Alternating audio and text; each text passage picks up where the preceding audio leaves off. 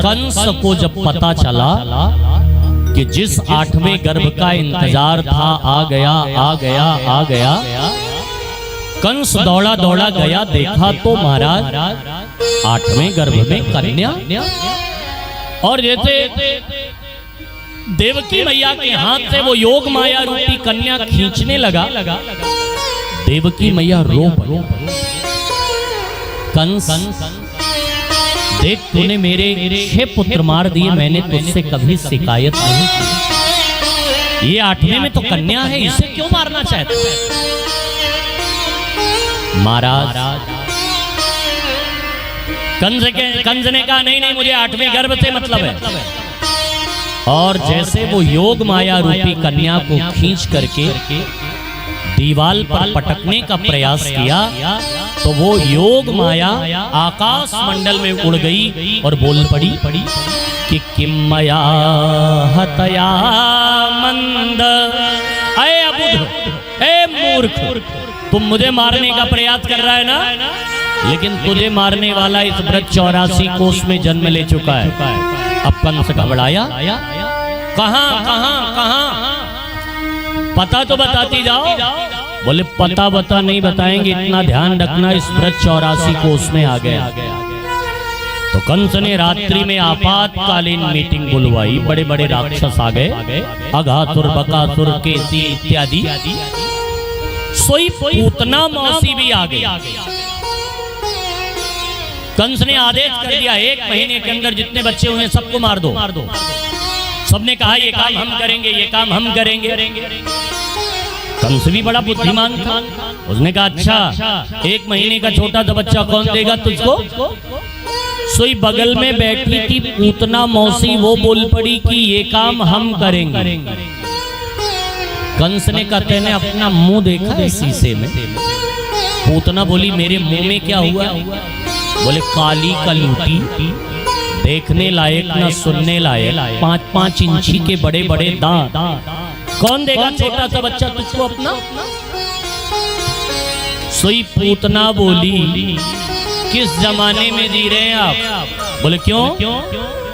अरे अब तो बड़े बड़े ब्यूटी पार्लर खुल गए, काले वाले भी गोरे दिखने लगते हैं, 45 मिनट में फेस चेंज हो जाता है, स्किन केयर हो जाती है। एक बार जाने का मौका तो दो। तो कंस ने कहा अच्छा ठीक है जाओ।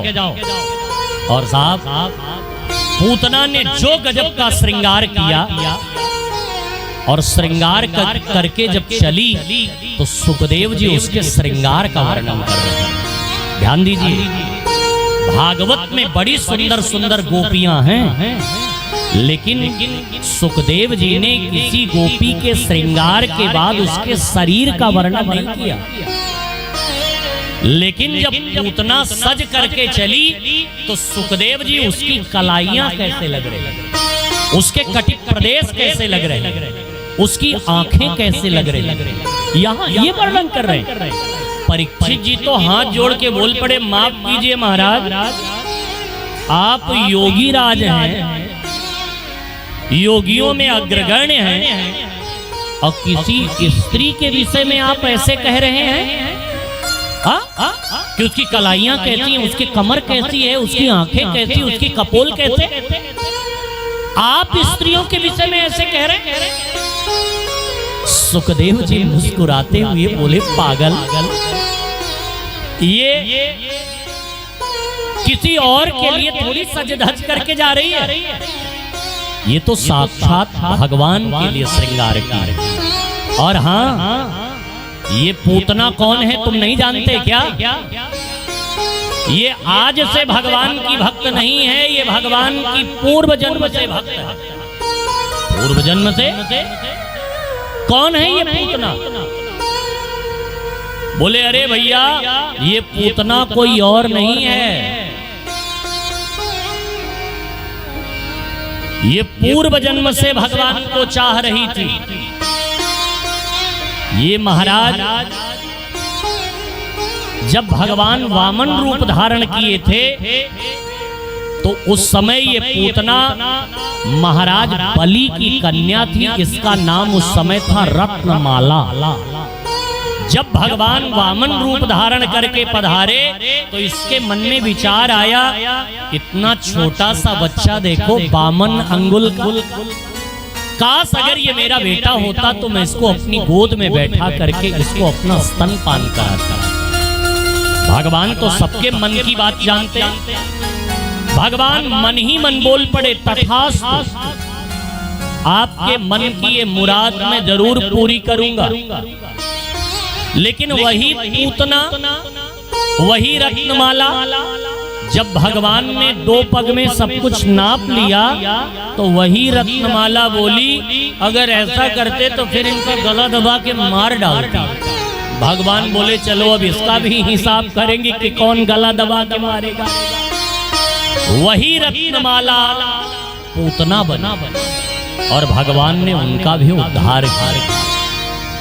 सक्तासुर को भेजा, तृणावर्त को भेजा, इन सबका उद्धार किया भगवान ने।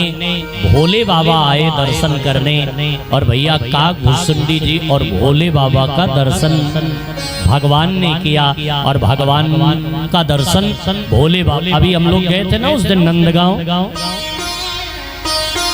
बाबा बता रहे थे ना, कृष्ण कुंड से थोड़ी दूर पे महाराज आसेश्वर महादेव भगवान आज भी वहां आस लगाए बैठे हैं नंदरानी के महल नंदगांव में कि कब लाला निकले और हम कब उनका दर्शन करें।